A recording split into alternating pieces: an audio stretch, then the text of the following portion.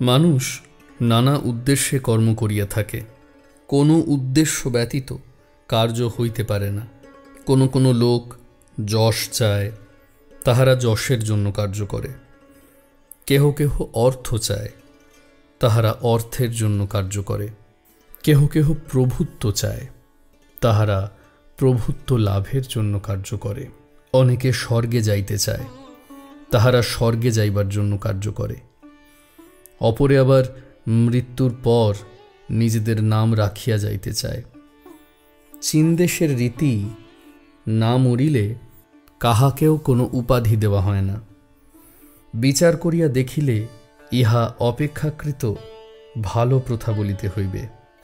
চীনে কোনো লোক খুব ভালো কাজ করিলে তাহার মৃত পিতা বা পিতামহকে কোনো সম্মানজনক উপাধি প্রদান করা হয়। কেহ কেহ এই উদ্দেশ্যে কাজ করিয়া থাকে। কোনো কোনো মুসলমান সম্প্রদায়ের অনুগামীগণ মৃত্যুর পর একটি প্রকাণ্ড সমাধি মন্দিরে সমাহিত হওয়ার জন্য সমস্ত জীবন কার্য করিয়া থাকে। আমি এমন কয়েকটি সম্প্রদায়ের কথা জানি, যাহাদের মধ্যে শিশু জন্মিবা মাত্র তাহার জন্য সমাধি মন্দির নির্মিত হইয়া থাকে। ইহাই তাহাদের বিবেচনায় মানুষের সর্বাপেক্ষা প্রয়োজনীয় কর্ম, এবং ওই সমাধি মন্দির যত বৃহৎ ও সুন্দর হয়, সেই ব্যক্তি ততই ধনী বলিয়া বিবেচিত হয়। কেহ কেহ আবার প্রায়শ্চিত্ত স্বরূপ কর্ম করিয়া থাকে। সর্ববিধ অসৎ কার্য করিয়া শেষে একটি মন্দির প্রতিষ্ঠা করিল, অথবা পুরোহিতগণকে কিনিয়া লইবার জন্য এবং তাহাদের নিকট হইতে স্বর্গে যাইবার ছাড়পত্র পাইবার জন্য কিছু অর্থ তাহাদিগকে দিল। তাহারা মনে করে এরূপ দানের দ্বারা তাহাদের পথ পরিষ্কার হইল, পাপ সত্ত্বেও তাহারা শাস্তি এড়াইয়া যাইবে। মানুষের কার্যপ্রবৃত্তির বহু উদ্দেশ্যের কয়েকটি মাত্র বলা হইল। কর্মের জন্যই কর্ম করো। সকল দেশেই এমন কিছু মানুষ আছেন যাহাদের প্রভাব সত্যই জগতের পক্ষে কল্যাণকর। তাহারা কর্মের জন্য কর্ম করেন, নাম যশ গ্রাহ্য করেন না, স্বর্গে যাইতেও চাহেন না। লোকের প্রকৃত উপহার হইবে বলিয়া তাহারা কর্ম করেন। আবার অনেকে আছেন যাহারা আরও উচ্চতর উদ্দেশ্য লইয়া দরিদ্রের উপকার ও মনুষ্য জাতিকে সাহায্য করেন, কারণ তাহারা সৎ কার্যে বিশ্বাসী, তাহারা সৎ ভাব ভালোবাসেন। নাম যশের উদ্দেশ্যে কৃতকর্মের ফল কখনো সঙ্গে সঙ্গে পাওয়া যায় না। সচরাচর দেখা যায়, যখন আমরা বৃদ্ধ হই এবং আমাদের জীবন প্রায় শেষ হইয়া আসিয়াছে, তখন আমাদের নাম যশ হয়। কিন্তু যদি কেহ কোনো স্বার্থপূর্ণ উদ্দেশ্য ছাড়া কাজ করে, সে কি কিছুই লাভ করে না? হ্যাঁ, সে সর্বাপেক্ষা বেশি লাভ করে। নিঃস্বার্থক্রমেই অধিক লাভ। তবে ইহা অভ্যাস করিবার সহিষ্ণুতা মানুষের নাই। সাংসারিক হিসাবেও ইহা বেশি লাভজনক। প্রেম, সত্য, নিঃস্বার্থপরতা এগুলি শুধু নীতি সম্বন্ধীয় আলংকারিক বর্ণনা নয়, এগুলি আমাদের সর্বোচ্চ আদর্শ। কারণ এগুলির মধ্যেই মহতী শক্তি নিহিত রহিয়াছে। প্রথমত, যে ব্যক্তি 5 দিন অথবা 5 মিনিট কোনো স্বার্থাভিসন্ধি ব্যতীত ভবিষ্যতের কোনো চিন্তা, স্বর্গলাভের আকাঙ্ক্ষা, শাস্তির ভয় অথবা ঐরূপ কোনো বিষয়ে চিন্তা না করিয়া কাজ করিতে থাকেন, তাহার মধ্যে শক্তিমান মহাপুরুষ হইবার সামর্থ্য আছে। এই ভাব কার্যে পরিণত করা কঠিন, কিন্তু আমাদের অন্তরের অন্তঃস্থলে আমরা উহার মূল্য জানি। জানি উহা কত শুভ ফলপ্রসূ। এই কঠোর সংযমী শক্তির মহোচ্চ বিকাশ।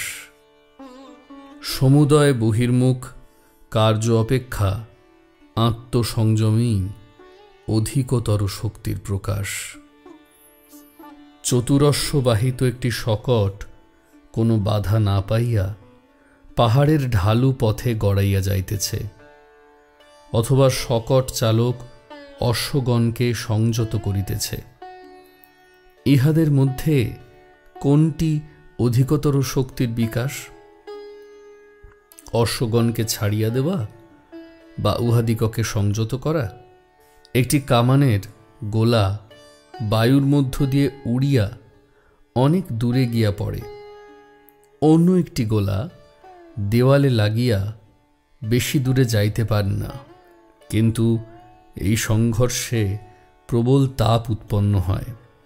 এইরূপে মনে সমুদয় বহির্মুখ শক্তিস্বার্থের উদ্দেশ্যে ধাবিত হইয়া বিক্ষিপ্ত হয়।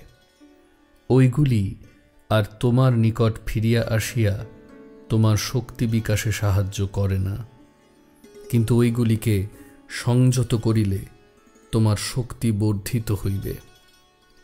এই সংযম হইতে মহতি ইচ্ছাশক্তি উদ্ভূত হইবে। উহা খ্রিস্ট বা বুদ্ধের মতো চরিত্র সৃষ্টি করিবে।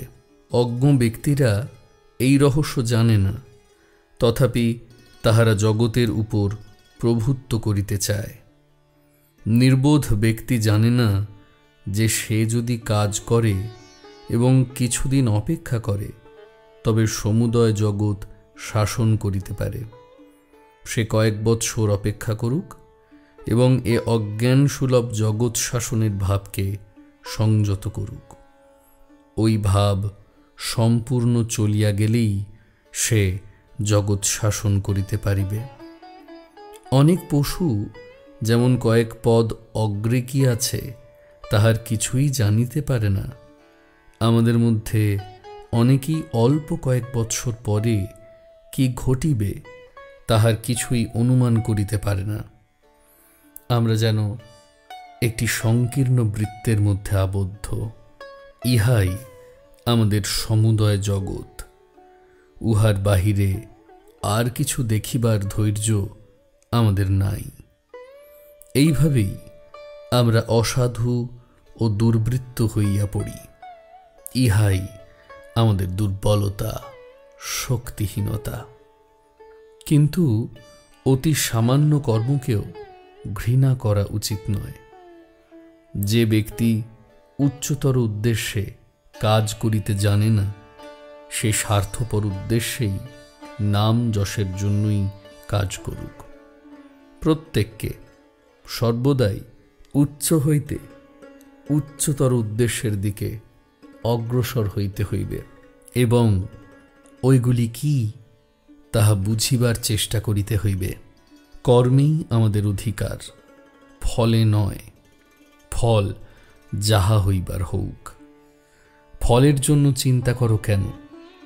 কোনো লোককে সাহায্য করিবার সময় তোমার প্রতি সেই ব্যক্তির মনোভাব কিরূপ হইও না।